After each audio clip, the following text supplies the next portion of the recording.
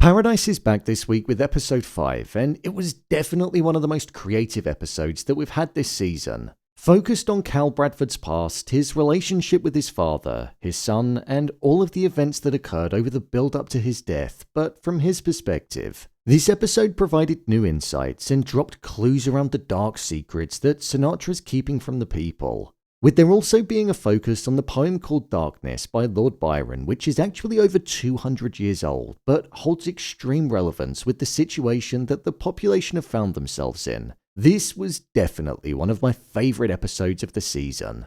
So with that, let's dive into the video and break down Paradise episode 5. Just to let you know, this video will contain spoilers. Why did Presley have the tablet?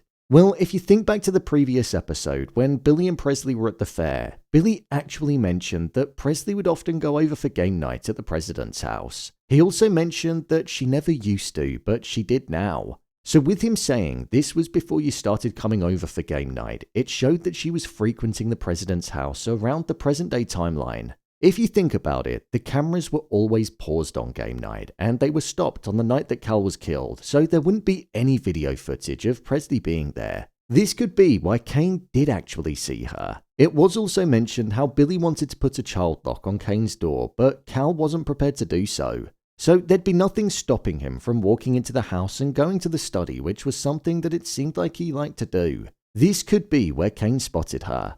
With Cal's mind being in a paranoid state and feeling like he was in danger, he mentioned how Xavier was the only person that he felt as though could be trusted. So I'm guessing that he deliberately gave Presley the tablet because he knew that it would be in safe hands and meant that Sinatra wouldn't be able to get it. With it being with Presley, I'm imagining she's going to tell her father about it, and with him finding out that Cal specifically gave it to her, it'll probably make him think that Cal wanted her to have it so he'd end up finding it and be able to look at the information that was on the inside. So I feel like we're going to be seeing Xavier looking to uncover the truth within the tablet, and if he does, it's only going to add fuel to the fire because as we saw with the ending, he already feels like the people are being lied to. I think another revelation and clue that's in Xavier's hand is the cigarette with the 6-digit code on. Could this be a cryptic code that could be connected to his inauguration date, the date which was said to be the password to the room where the guns were? The only thing that throws me off with this is that it's 2018, and 2018 wasn't a leap year, which means that the 29th of Feb didn't exist. But maybe he did it wrong deliberately so that only people that knew what it could mean would be able to decipher it. So instead of it being the 29th of February 2018, could it actually be the 1st of March 2018? The importance of the poem. Darkness by Lord Byron was at the epicenter of this episode. Whether it be because it was being read to us in the opening section by Kane, the character actually reading it throughout the runtime, or the episode pretty much closing with it too.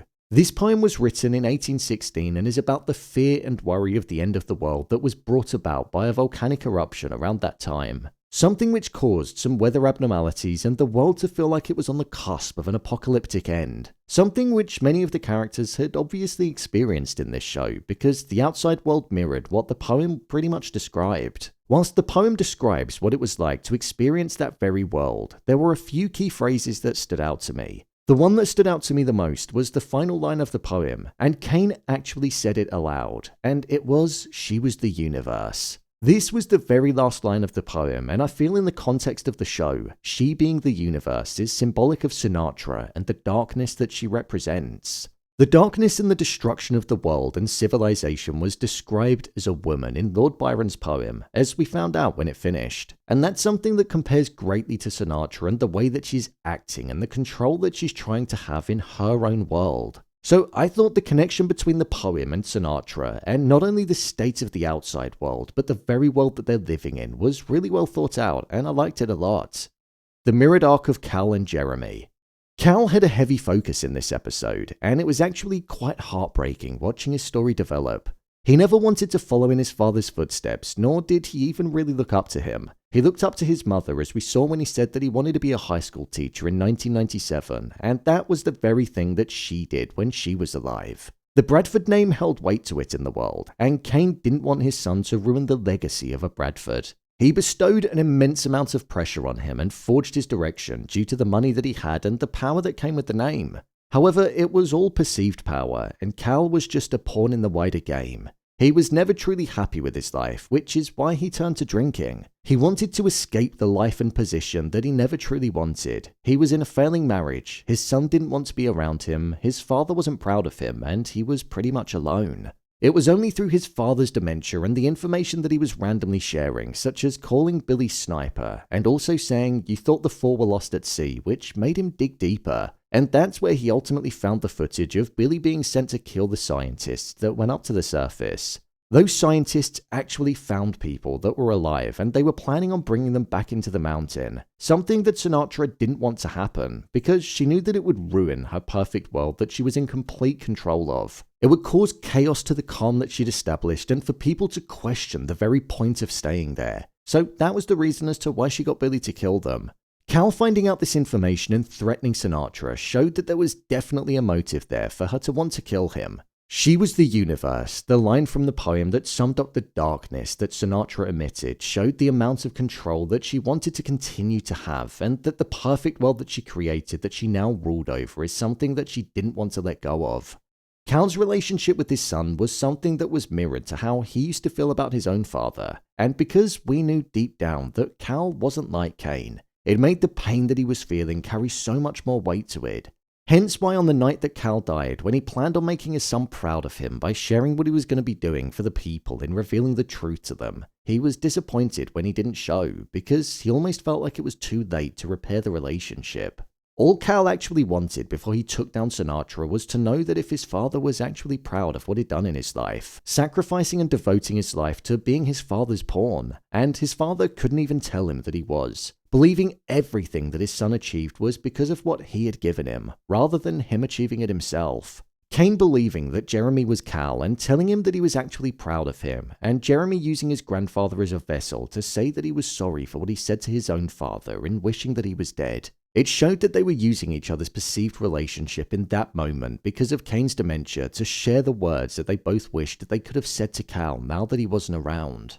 We've seen what happens to people when they threaten Sinatra, exactly what happened with Billy. So could she have been behind what happened to Cal? He was threatening to expose the truth to people, that there were people that were still alive on the surface and that their loved ones could still be out there, the very thing that would ruin the world that Sinatra built, so she could have. However, in knowing that they had a pretty good relationship before this dystopian world was built, as we saw a few episodes back, I would be surprised if she did, so I don't think it's as straightforward as it seems. The ending. Right at the end of the episode, with Xavier mourning Billy, he called in his favor with Carl, and he got him to display a message on the sky so all of the people could see it. The message told people that they were being lied to, and this was what Xavier wanted the people to know because he felt like Billy was killed deliberately, as the last thing that he said to him were about the secrets that he'd been holding on to. Xavier knew that a camera had been placed right outside of his home because there was no issue with the light, hence why he stood there looking directly into it, knowing that Sinatra would be on the other end watching his every move. Xavier has now lost his best friend who he was visibly upset over and shed a tear over. He's lost his wife on the outside, and he's also lost the president, somebody who he once viewed as a good friend too. So the death that is now plaguing this perceived paradise because people are getting closer to the truth is only fueling his hunger to want to uncover it even more. The people are now going to have questions because of the message in the sky, so I'm intrigued to see how chaotic it's going to be in the next episode. The prospect of people being alive on the outside, though, is something that does actually make me question if Xavier's wife is actually alive. I feel like she could be, and the focus on people being out there implies that she might well be. My review of the episode. I thought this was such a good episode of the show. One thing that I feel Dan Fogelman is great at is telling a story from different perspectives and seeing exactly how events unfolded, but from the viewpoint of somebody else. This was at the heart of This Is Us, his other show, and it's been occurring in this one too. Hearing conversations that we simply just walked past in previous episodes when we followed Xavier, and only now understanding just how severe and important they were, was something that I liked. Most notably, the one with Sinatra and Cal. The focus on Cal's unhappiness in this episode, and in living a life that he never truly wanted to lead, was heartbreaking. And it made me find a sense of sympathy for the character that I felt like I didn't truly know up until this point. Whilst the story didn't progress the plot forward in terms of a timing sense because it was literally the day after the previous episode, it propelled it forward in an information sharing sense, and I quite liked that. It was useful being able to look back and see how Cal was acting in his final moments and why he was acting the way that he did. Dots were connected, such as why he was in his robe in public, why he saw the psychiatrist, and why he thought that Billy was dangerous, even though he wasn't. Alongside Severance, this is probably one of the best things on TV right now. I didn't expect it to be as good as this, but it's a show that I'm thoroughly enjoying the ride of. I can't truly see how they're going to wrap the story up in the remaining 3 episodes, so I'm hoping that it means we'll get another season. From the information that I've read, it seems to be pulling in the viewers on Hulu, so hopefully that's a good sign. So, there you have it, Paradise Episode 5 Ending Explained.